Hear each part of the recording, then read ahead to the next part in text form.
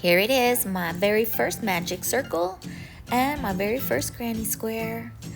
This year I wanted to make it a goal to learn how to crochet. So I crocheted granny squares over and over and over until I had this big pile of granny squares that I didn't know what to do with.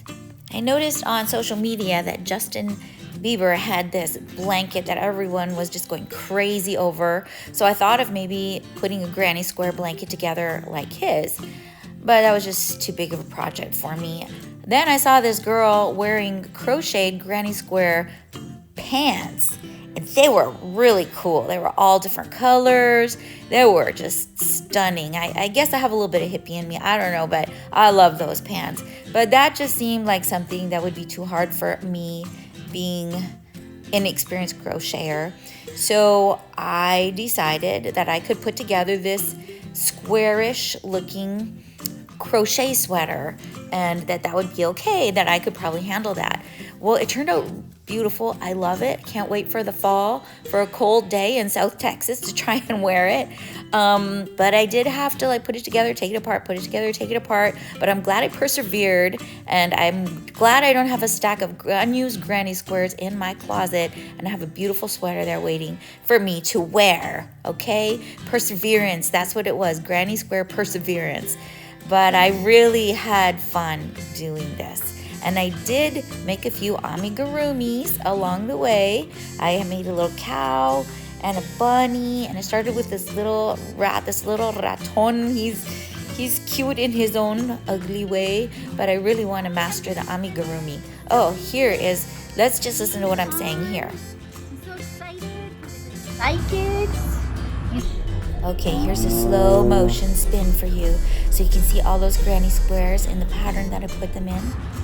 I chose to put this ribbing on, so I crocheted the granny squares together instead of sewed them because I like how this dark line separates the different colors of granny squares. I really, really like it.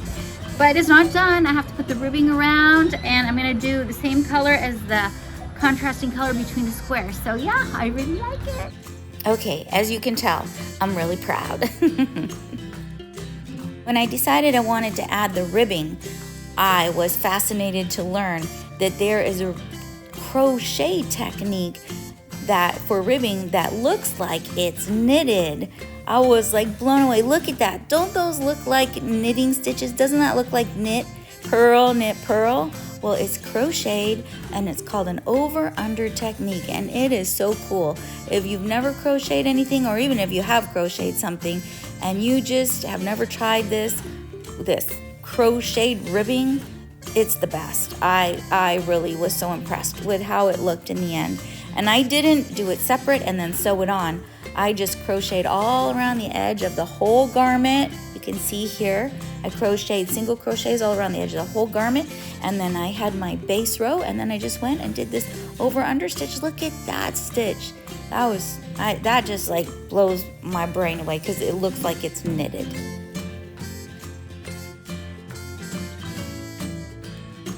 Once I had a plan for my sweater, I just started crocheting everywhere I went. We drove to Austin or Dallas or San Antonio. I would take my crochet in the car. We were driving around town or sitting in the doctor's office. Wherever I was that I had free time, I would just take my crochet and I would just crochet. I particularly like crocheting while we were watching TV. I'm the type of person I always have to be doing something. So it actually would help me relax more if I was crocheting while we were watching a show on TV. So I really enjoyed that about learning to crochet. I absolutely love it. I did not think that I was gonna like it as much as I do. But now I think we can make another one. And I'm ready for the fall because in South Texas it's 120 degrees out here right now, but I really, really like this. I like how I cropped it off. Makes it look a little bit more easy. So, knit those granny squares, guys. Bye. While I was making my sweater, we found out we were going to be grandparents for the first time. Hip hip hooray! We can't wait. Baby is due in July. And after I made my sweater, I designed and made this baby blanket. And I am more proud of this blanket than I am the sweater.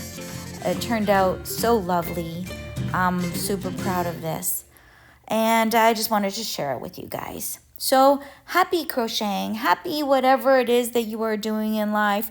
Thank you for tuning in. If you watch this video to the end, I just love you so much. So tune in next time and spend some more time with me while I watercolor, crochet, knit, whatever it is that I'm up to. I would love to share with you. Bye.